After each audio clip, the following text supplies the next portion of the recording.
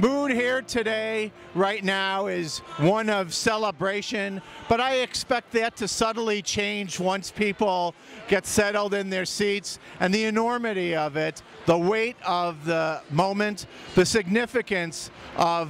that we're going to open the doors of this wonderful new facility so that we have a center that can host conferences, that can provide living testimony on the stories of World War II and the atrocities during Nazi Germany and other genocides which have occurred in modern history, how we can learn from that, how we can teach people tolerance, and how we can improve our world as a result of building this wonderful new building. I'm just in awe at the ability of so many people from so many different sectors of the community who've all pitched in to embrace this project and make this dream come true.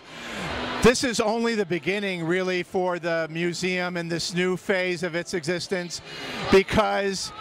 the job that's a greater challenge in the longer term is not building the building, but rather educating thousands of people from all different communities on how we should avert the horrors of the Holocaust and how we should combat genocidal practices throughout the world.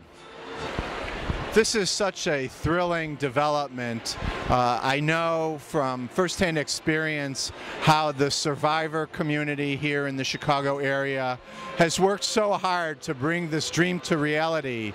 To think that but a few years ago it was a small storefront on Main Street in Skokie, and now it's going to become an international destination, that not just the vision of the survivors, but their dreams and aspirations are going to be realized as well. This museum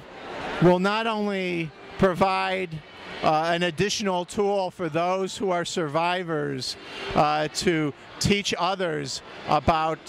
the atrocities of the Holocaust and how we can avoid genocide and hatred in the future, but it also speaks as a living testimony to those whose voices were silenced during the World War II era, those who lost their lives, who had families that they loved and hoped to experience the same kind of normal life that we all do, and they had that snatched from them unfairly, tragically, and despicably by the Third Reich, during Nazi Germany and during World War II. And what we hope that this does is provide an echo for the voices of those who lost their lives, that their memories are always cherished, that they're not forgotten, and that lessons are being taught as a result of what all of us have experienced during World War II.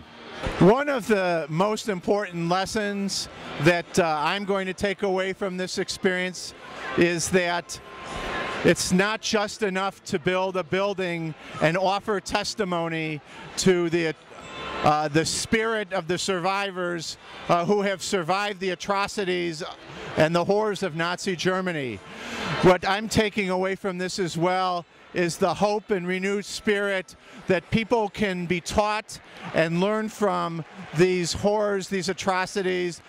that we can avoid hatred and other genocides in the future. And the best way to do that is to teach people what happened in the past so that history's mistakes aren't repeated.